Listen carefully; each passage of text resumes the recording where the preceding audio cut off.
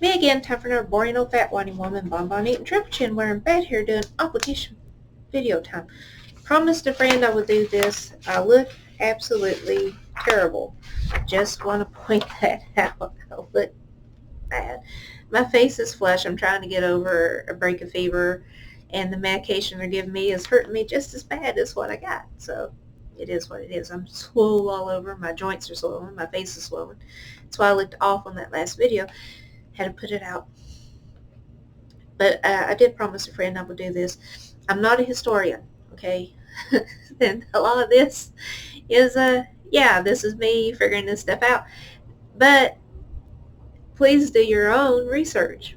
What am I talking about? Talking about Revelation. Talking about the Antichrist.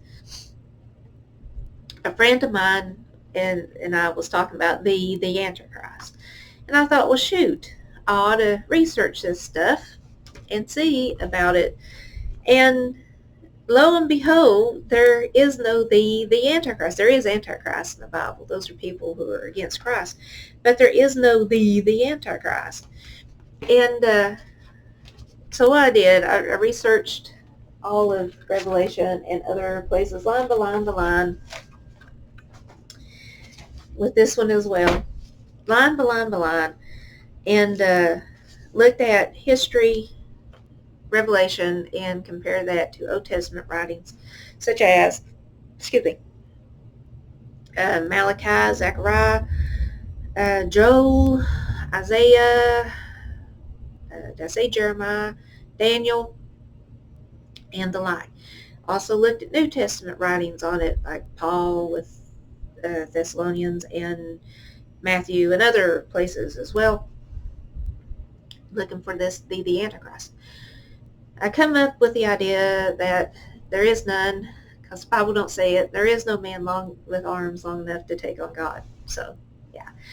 But what I did find out besides that was that when you look at history and then you look at the Bible and look at line by line and look at through Old Testament, everything falls into place. It is like crazy town. It's like you got a bucket of Legos. You pour it out, and instead of being all scattered on the ground, you look down, and there is a town made with every one of the Lego blocks in place.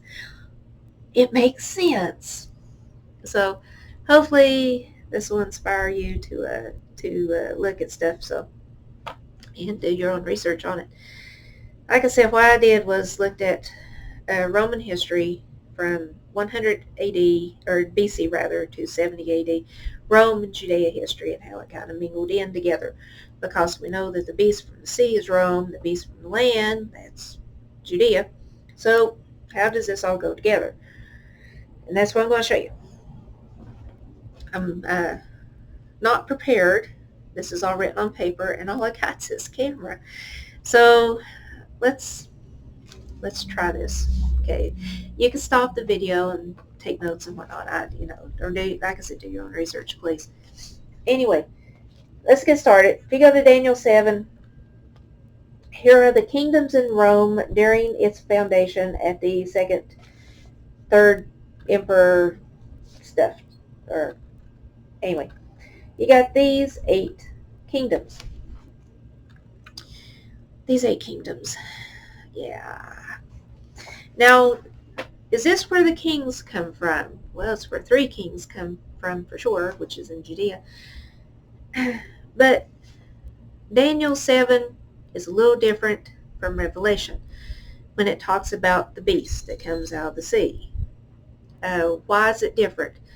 In Daniel, in the book of Daniel, it only mentions the crowns, or not the crowns, but the horns. It does not mention the heads.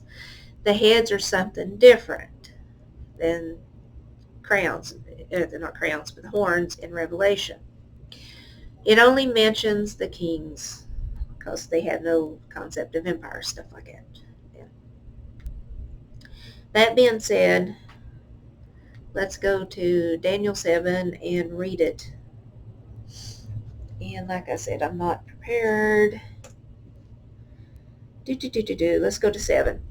After this I saw the night visions, and behold, a fourth beast, dreadful and terrible, Strong exceedingly, it had great horns, iron teeth, devoured and brake in pieces, and stomped with the residue of its feet, and it was diverse from all the beasts that were before it, and it had 10 horns. So we know it had 10 leaders, 10 kings at this point.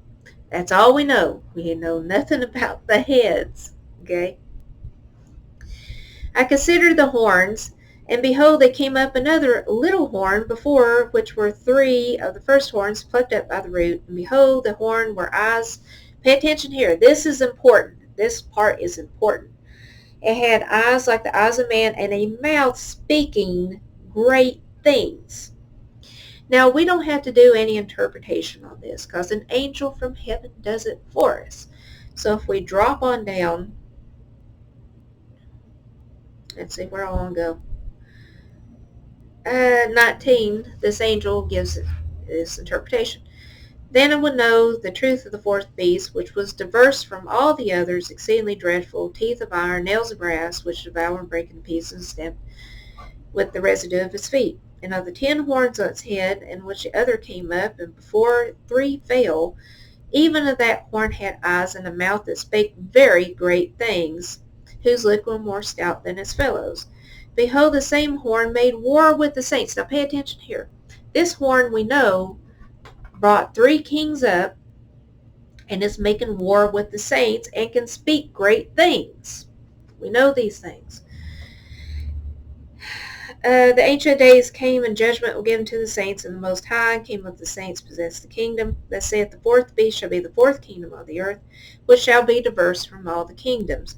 It shall devour the whole earth, and it shall tread it down and break it into pieces. And the 10 horns out of the kingdom are 10 kings. See, here you go. Which shall arise, and another shall arise after them, and be diverse from the first, that he shall subdue the 3 kings.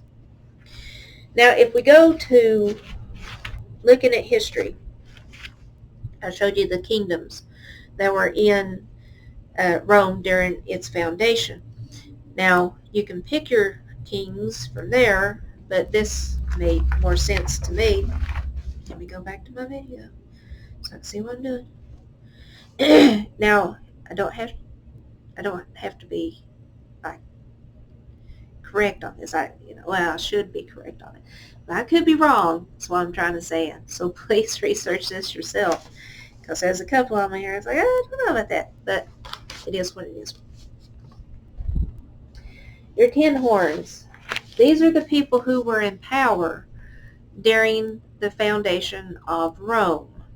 Okay, this was when Rome became, not foundation of Rome, let me take it back. During the foundation of the Roman Empire.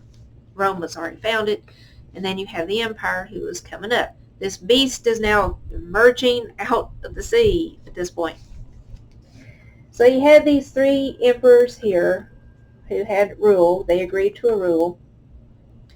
You had Mark Aemilius Lepidus, which I know I'm butchering these names, and I'm sorry. And he was they agreed that he was going to rule over North Africa. You had Mark Antony, who was over Rome proper, and you had Octavian, who was going to take the Eastern Empire. You also had Cleopatra. You also had this dude, Quintilius Labienus, who was a Roman general who proclaimed himself Parthian Emperor of Asia Minor. You have Brachus II, king of Maturian, that's North Africa, died in 33 BC. After that, his kingdom becomes part of Rome. Then you have this fellow, Arbrigus, Armenia, was conquered in 69 BC by Rome. King ruled as Claudius of Rome until overthrown in 12 AD. Okay, so there you have 7. You have 7 kings at this point. These are people who were over Rome when Rome became an empire, emerging as an empire. Now here's the crazy part, where you have the other one who is going to throw out the 3 kings. Why do I say that? Let me go to, let me pull that up. Let's go Acts 12. Go to Acts 12. Now we know we have a king who can speak great things in the Bible. in Acts 12. Check this out. And upon a set day, Herod, arrayed in royal apparel, sat on his throne and made an oration unto them. He was speaking to the people. 22. And the people gave a shout, saying, it's the voice of a God and not a man.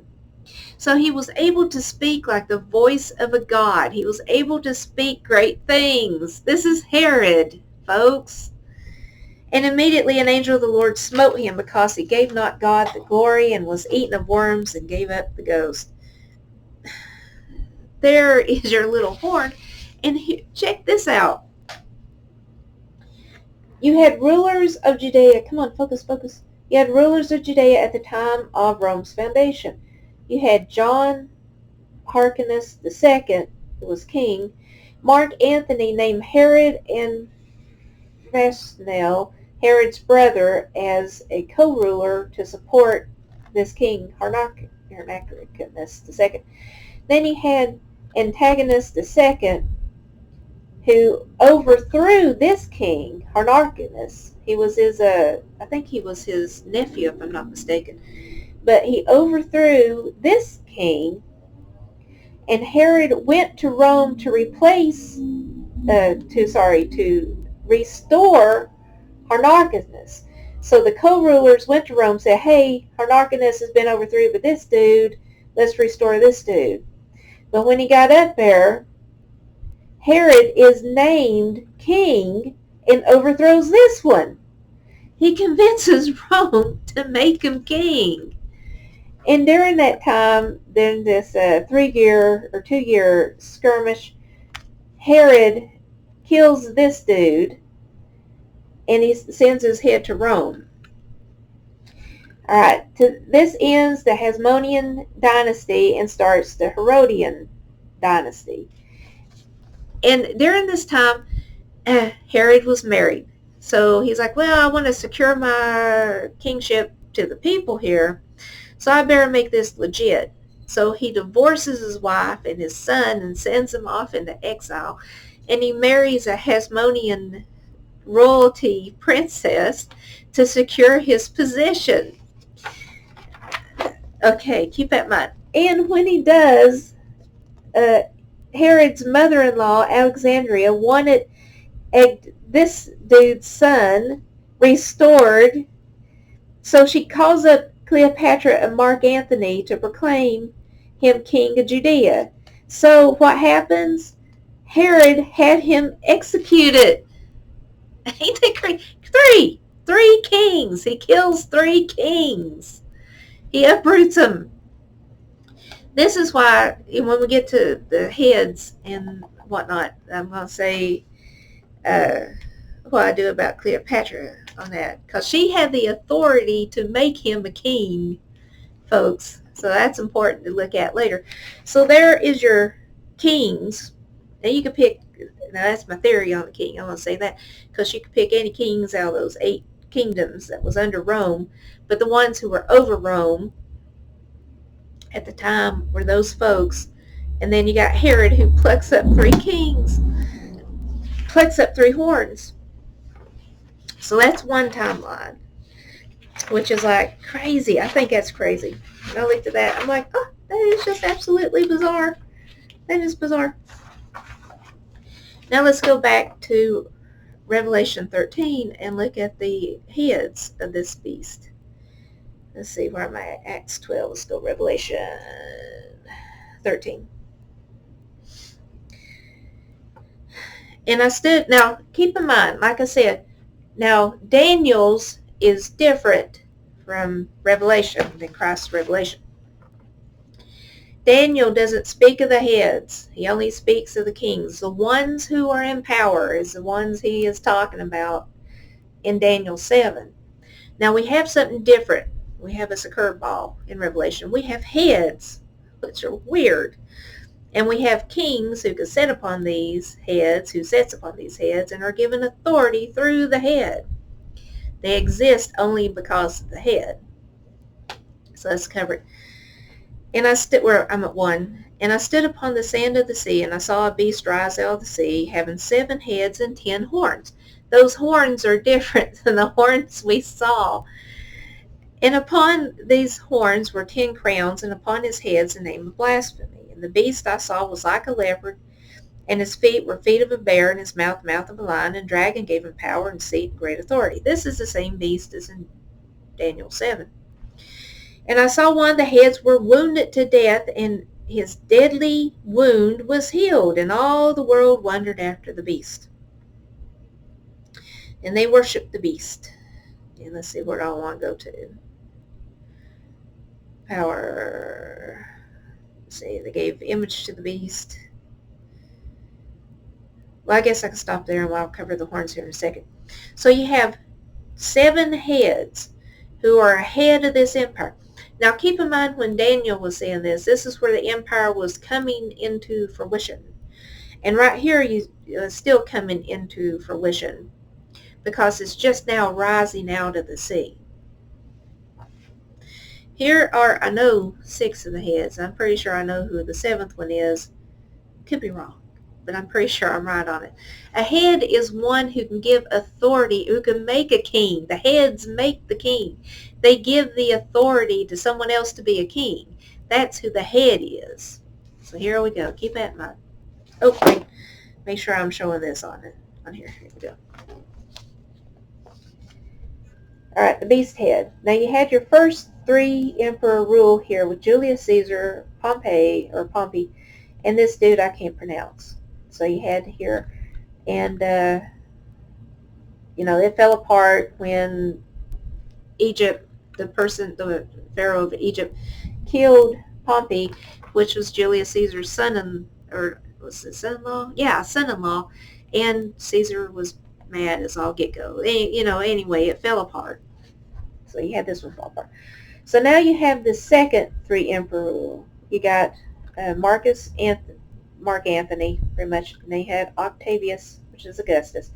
And this dude down here, which I can't pronounce, but he was over Africa, North Africa. Now the other head historians might point out is this dude who was the Roman, I think I covered him before, Emperor of Asia Minor. He's a Roman general, declared himself Parthian Emperor of Asia Minor. But here's why I think it's Cleopatra, because she can give authority to kings. Cleopatra. Mark Antony married Cleopatra, and following Antony's donations of Alexandria, which gave her the title Queen of Kings, this distributed the lands held by Rome and Parthian to Cleopatra's children, which, Cleopatra's son and Cleopatra and Caesar's son. She took land from Rome and land from Parthian and gave it to him. Who does that but the head of it, right? And then also you had Mark Antony and her had another son, and when he was 6 years old, they installed him as king, which is crazy. So it's got to be her. That's why I say it's got to be her, because they get the authority. The horns rest upon the head. They get their stuff from the head, and if you can make a king, you sound like a head to me. But check this out. Let's see, where am I at? They were going to get Cleopatra and Mark Antony. Like I said, Alexandria, Herod's mother-in-law, writes Cleopatra and Mark Antony, and it's like, I want this dynasty put back into power, because look, he had his daughter, Herod had his wife killed. Keep in mind, Alexandria was also, she was testifying that, yeah, my daughter's a total slut, killer, so he kills her. And when he does that, she writes Cleopatra and Mark Antony and says, oh, he is out of it. He killed my daughter. You ought to put this other person in Rome because this dude's unstable. What a mother-in-law. And I think mine is horrible. Actually, she's not, but she's a good woman. But anyway, so the mother-in-law says, I want this Herodian dynasty put in place and get rid of Herod. So when they get this letter, they write back, it's like, well, come up here, bring this dude. You had the first two, which he killed, the second one, which Herod took the head and took off to Rome, and then his son comes up. Alexandria, the mother-in-law, wants that one restored into power. So Cleopatra is like, hey, come up here and we'll make it happen. We will make him king. And when Herod hears about it, he has him executed. It's crazy. I mean, this is like really bizarre stuff. But it fits the timeline of Revelation and Daniel. It is just absolutely bizarre. So anyway, that's what I think what it's talking about with the with the heads and so forth, and with the kings. So it's like crazy. It just falls into place. Now keep in mind, Revelation 13 is talking about the formation. So you got these heads. And then later on, when you get to Revelation 17, it talks about the kings. So you've already got everything. You no longer have all these multitude. You have one. So you got one. So it talks about kings as in order of things. So keep that in mind. The heads are the ones that have the authority. The crowns at this point are the ones that are, or the horns rather. The horns are the ones that are in place. So keep that in mind. Keep that in mind. So there you got that. That's 13. So let's go to Revelation 17. So let's look at this.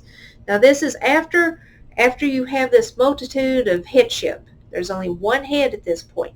At this point in Revelation 17, you have one head because time has passed. We'll even go over that timeline of Revelation. I'll show you that in a minute. But time has passed and there is only one head, okay, one king. So keep that in mind. This is when it was. John says this is what was, what is, and what is to come. So it shouldn't be no surprise. So let's go to 17. Revelation 17. And let's talk about the beast here. Now when it talks about the beast here, and it also talks about Mystery Babylon, that should not be anything, the horror, that should not be anything mysterious to folks. If you go back in the Old Testament, God calls Israel a whore multiple times because she goes whoring after other gods. That is your whore, people. That is not anything that you, oh my God, that went over my head. It shouldn't, because God the Father calls his bride the whore multiple times. That's why he cast her out. That's why the whole thing with the preaching of the dry bones, where Israel comes back to life to him. That's all that is. Anyway, getting back on topic. Now, if you go down to 17, it talks about the 7 heads are 7 mountains on which the woman sits. And the 7 kings, now this is talking about the beast. There are 7 kings. Now keep in mind, 5 are fallen, 1 is not, and 1 is yet to come. And when he cometh, he must continue for a short time. The beast that was and is not, even he is the 8th, and the 7th goeth into perdition. What is perdition? He goes into ruin. It's also sin. It's the same word used for sin. But it's ruin. Perdition is ruin. And the 10 horns which thou sawest are 10 kings, which receive no kingdom as of yet, but receive power with the beast for 1 hour. Now let's go with the 7 kings. Let me pull back this thing so I can show you. 7 kings. Here's your emperors. Emperors proper, not the ones who are co-ruling. These are the kings who are over the whole of the beast, the entirety of. No co-ruling at this point. This is the king over the whole. That's important. You have Augustus, which, and pay attention to the dates where they ruled, all right? Augustus, Tiberius, Caligula, Claudius, and Nero. These have fallen. And then one is, which is Galbia. And notice how long he rules. He is 7 months and 7 days. Now what was it that was said? 5 have fallen, one is, and the others not yet come, and when he cometh, he must continue for a short space. Now pay attention to him. Make sure I get the ortho. Pay attention to ortho. He's only there for 3 months and 1 day. There's for the short space. And then you have 8th, where it talks about the 8th that goes into ruin. There he is, 8 months and 1 day, 1 for ruin. So there are your kings. And notice down here, Vespasian. Now he is the son of ruin. He is the son of perdition, the son of ruin. Because there's your ruin, folks, right here, 1 for ruin. And then you have the son of ruin. You have here 1 through 8 is your Claudian dynasty. Vespasian is of the Flavian dynasty. Vespasian's son, Titus, was the commander who oversaw the destruction of Jerusalem. And this fellow, Vespasian, is the one who ordered it. And it says this won't happen until the son of perdition, the son of ruin. So right there, he ruined that dynasty. He's gone. There's the son of ruin. And voila, there you go. Then it happens. But notice the timeline. 1 is, 1 for a short time, and 1 for ruin. It's just like, wow, my mind got blown. Wow, how about that? Now going on with Revelation 7, it talks about 10 horns. And the 10 horns which thou sawest are 10 kings which have received no kingdom. Keep that in mind. They received no kingdom as of yet, but receive power as kings for 1 hour. Now, when you see stuff like this, let me just point this out. When you see like 1 hour, that is a very short period of time. Now, when you go to Daniel 9 and you read where it has the 70 weeks and people want to shoehorn 70 years for 70 weeks, it don't work, and you can't make it work. It only works for the last week. But it don't work for the rest. The timeline don't add up. So you don't get back to the building of the second temple and whatnot.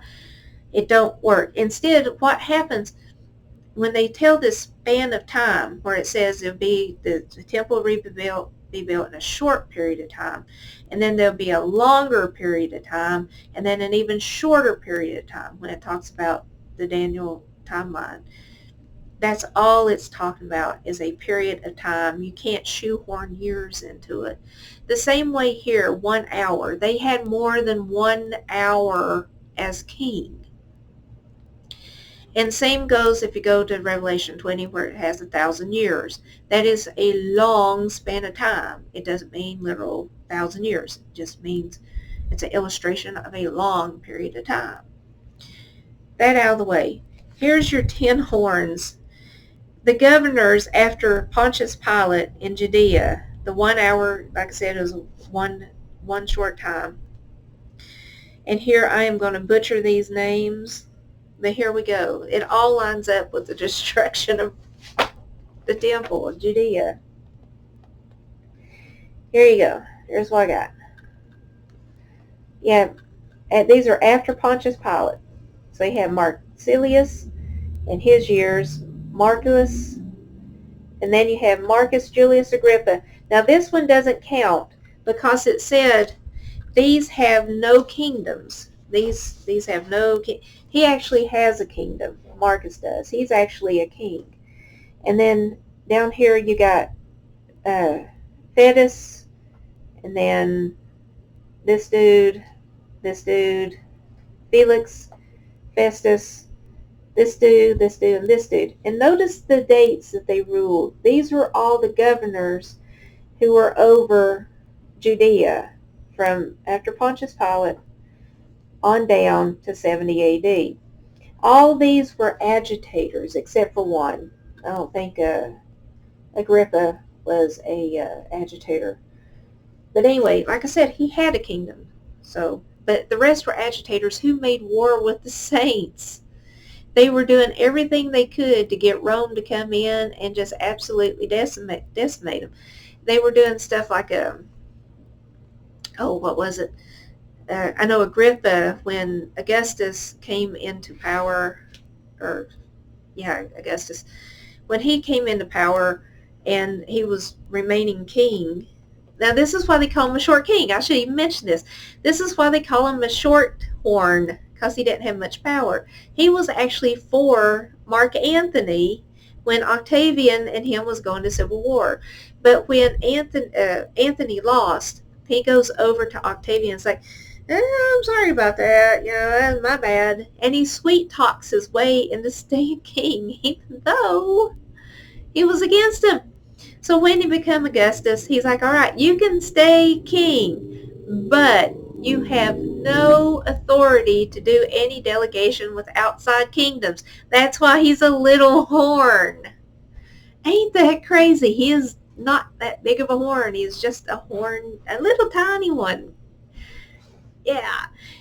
But anyway, you have all this, and when, let me finish that. When he was, since he done that, he made a temple to Augustus, and they were doing all sorts of things, like worshiping him and other emperors. You had Titus comes in, and I think he sacrifices a pig on the altar in the temple, and did all sorts of crazy stuff like that. Like went to the holies of holies, and there was nothing there, and then sacrifices a pig on the altar of God. I mean, how blasphemous can you get? But yeah, it's like, wow, man, this really falls into place. Oh, and also, I got down here that Agrippa was appointed king by Claudius. So he actually had a kingdom.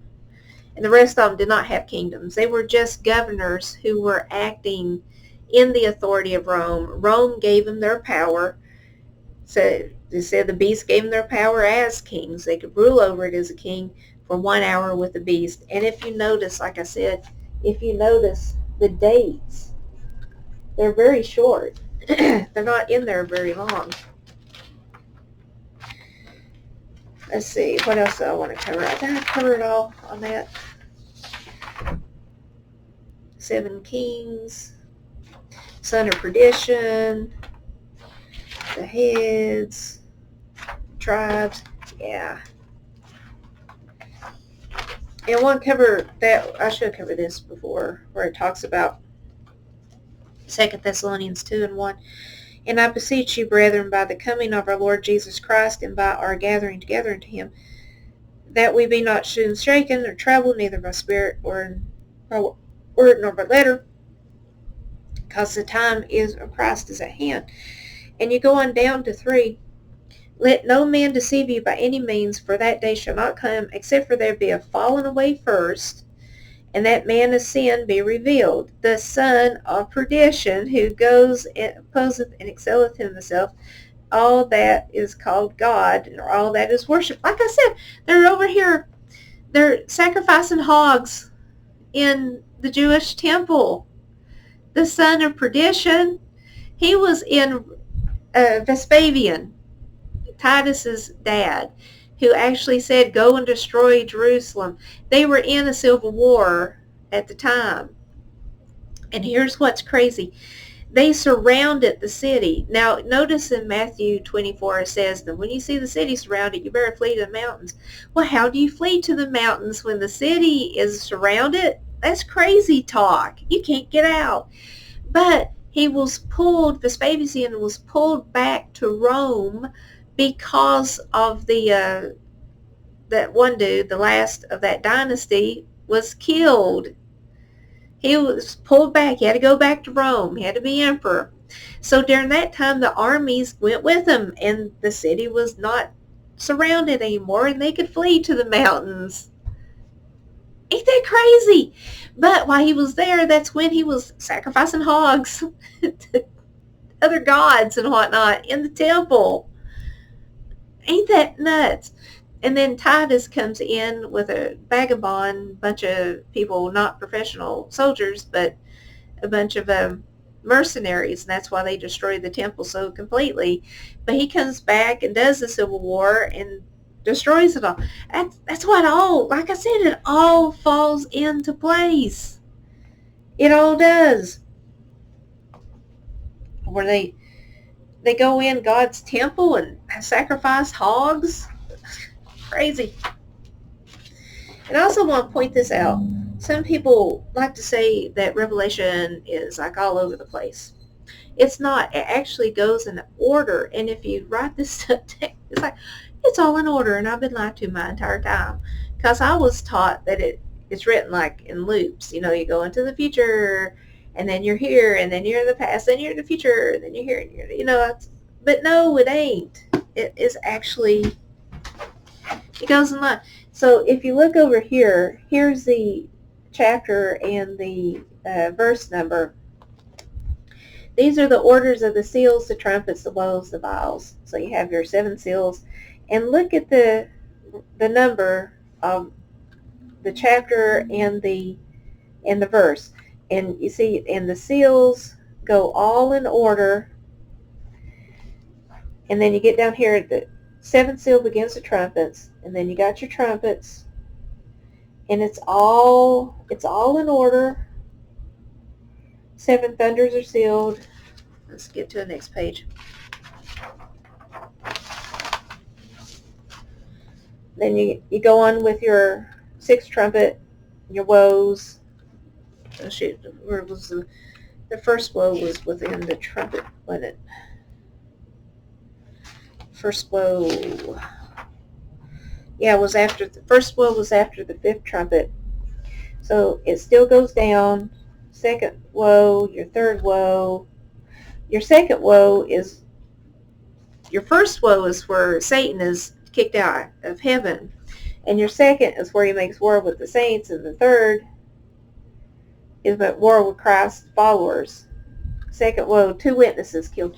And the 2 witnesses, that shouldn't be such a big thing, because if you go in Revelation 1, I, Christ, the faithful witness, and who's the other witness? Elijah. How about that? There's your 2 witnesses. So it goes in order. And then you got your 7 vials. And then after that, you continue on to your 7 vials, and then you got your dragon bound and all this, your marriage supper of the Lamb. And with that marriage supper, folks, let me point this out. People like Tim Henderson like to say, I'm going to be served up in heaven with all the saints, and Jesus Christ is going to serve me. Yes, he is. But if you go to Revelation 19, it is the birds who are served the flesh of the general, and generals, the horses, and the others. It is not people who are served, dumbasses. It is the birds. That's where its destruction happens, and the birds are going to be the ones who eat at the marriage supper. God almighty. Anyway, so go on here, and they got 1,000-year reign, and then after that you got all the rest that happens in heaven, the earth, da, da, da, da, da. So you got all that. Like I said, I got more, but this is already 39 minutes, so I don't want to go on any further. And I'm so sorry it's gone on for so long. But hopefully you can see where I'm coming at. Wow, if you just read the history and then read it, it's like, man, it's just all falls into place. But anyway, I better get off here, and it's 40 minutes long.